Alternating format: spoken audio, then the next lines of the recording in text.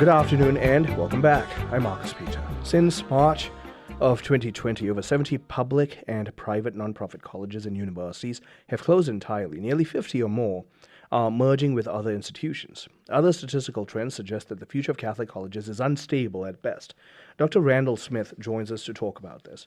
Randall he holds the J. Michael Miller Endowed Chair of Theology at the University of St. Thomas in Houston, but he's also the author of Bonaventure's Journey of the Soul into God, Background, and Commentary, and a host of other books.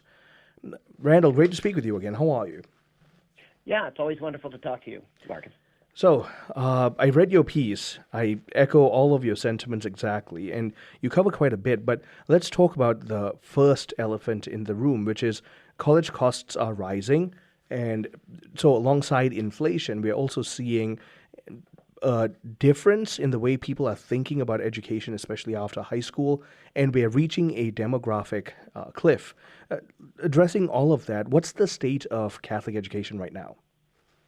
Well, I mean, Catholic universities, colleges are facing the same demographics that others are, namely that the number of 18 to 23-year-olds, as it were, is going down in the population. We're not at replacement levels.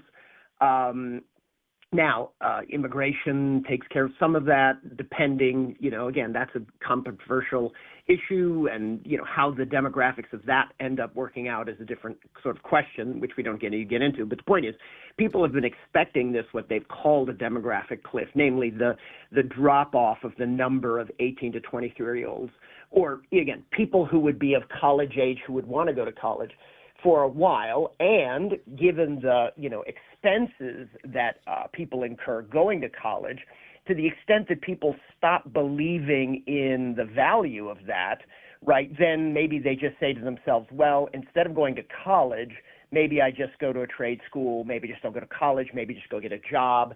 And, if going to college is not the gateway to a good job, if that's how college is seen, then, if I can get a good job without a college education, spend all that money, then maybe I should do it, right? I mean, if I could get somebody to give me, or if I had saved $50,000 or $60,000, and instead of investing it or giving it away to a college, I put it in a, investment fund or something like that, I would be quite rich when I got to be 65, just based on that. So anyway, the value of it. The other thing that's happening, Marcus, which I wrote about, is that Harvard and some of these other top-notch schools, and of course, once Harvard does something, everybody else has to kind of follow along if they want to stay in this top tier.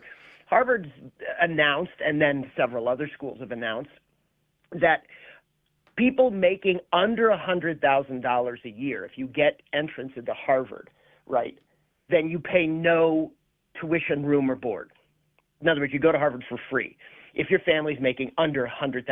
So if your family's making I don't know how this works exactly, but $99,999 a year or something like that, well, then you get a free Harvard education. If your family makes under $200,000 a year, you get free tuition, but then you pay room and board, right, and fees, et cetera, et cetera. So that's quite something, right? In other words, they're sort of undercutting this idea of things being expensive. But of course, if the smaller schools like my own, right, and others can't follow suit, right, they don't have the money for this, all right, and I know there are major big universities that have their development people out beating the bushes to try to, get the money for this to be able to do this same thing. But then you look at these small Catholic liberal arts colleges, and if they don't have a value add, do the math on this, right? It's kind of like, well, I could go to Harvard and pay nothing, or I could go to this small liberal arts college. It doesn't have to be Catholic. If anybody, I could go to this small liberal arts college somewhere and pay $30,000 or $50,000. The math doesn't add up for these small schools, and so they're going to be, the market is going to be very bad for them. And that's $30,000 or $50,000 a year at present. You add that up over the course of 4 years, and you're looking at anywhere from $120,000 to $200,000, and that alone is a tremendous. Well, it's a tremendous amount of a debt to be saddled with when you when you just enter the workforce or are trying to get married and start a family. So all of these things are becoming legitimate considerations as faithful Catholics try to move forward and navigate the world in tertiary education. Right. And, again, for Catholic families in particular, I mean, to the extent that, again, demographically, they have more children, which isn't always the case, but, oftentimes Catholic families will have 5, 6, 7 children. I have good friends. You probably have good friends who fall into this category. Well, now they're looking at, okay, it's one thing if you have 1 child or 2 children.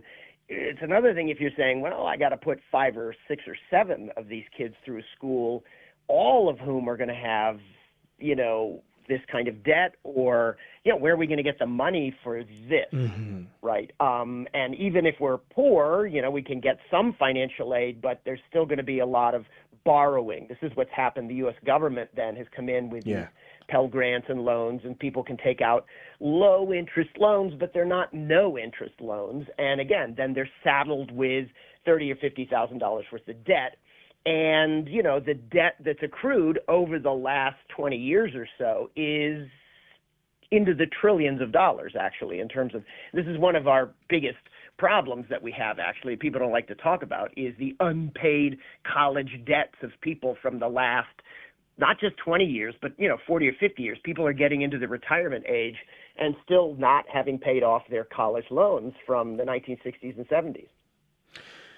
And the issue is between interest rates and the fact that the cost-benefit analysis for these degrees and the kind of jobs that they qualify for upon graduating, all of these things are showing that the math is getting really concerning. And so one might even start debating even the merit of going to, say, a liberal arts institution and getting a 4-year degree from. So my bride and I, we are alumni of Ave Maria University. We love the institution. But we're hearing parents say these things now. Yeah.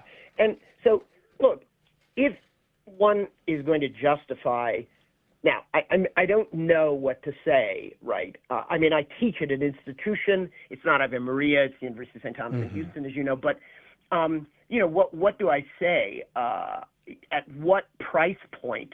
Look, I believe in education. I think it's an extraordinarily important thing for people for their lives.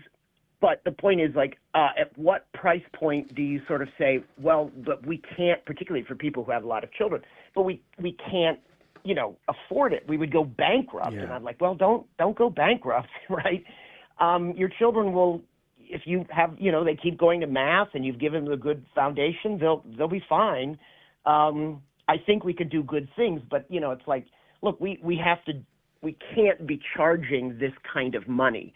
It's just too much. There was a time when generally people could, students, I think you remember, save some money as they were coming up, do jobs in high school, and then work in the summers and kind of pay a college. They could work their way through college, as people said, right? That's absolutely impossible now, right? The time for that, was gone years ago. So nobody really can get that sense of having, really put themselves through college. I mean, you do after 15 years of paying off debt. You're like, well, I paid it. But, that notion of, well, I worked and I did it and I paid. And, of course, the degree that other people aren't paying, okay, that they're just leaving the debt and then living, much more expensive lives, then, of course, makes people resentful. So it's, and these small Catholic liberal arts educations, they're going to have to do something different, right? They're going to have to compete on a different basis. But fortunately for them, well, that's just a reality, and they're going to have to start thinking differently about the cost. But then the thing that could draw somebody, right, is the same thing that would always draw somebody. Okay, what's the value add of a Catholic and liberal arts education? And that's what we're also going to have to lean into. Yeah. My guest is Dr. Randall Smith. He is a professor of theology at St. Thomas University in Houston, and we're talking about particularly the reality of Catholic education. Continuing on the other side of the break, stay tuned. I'm Marcus Peter.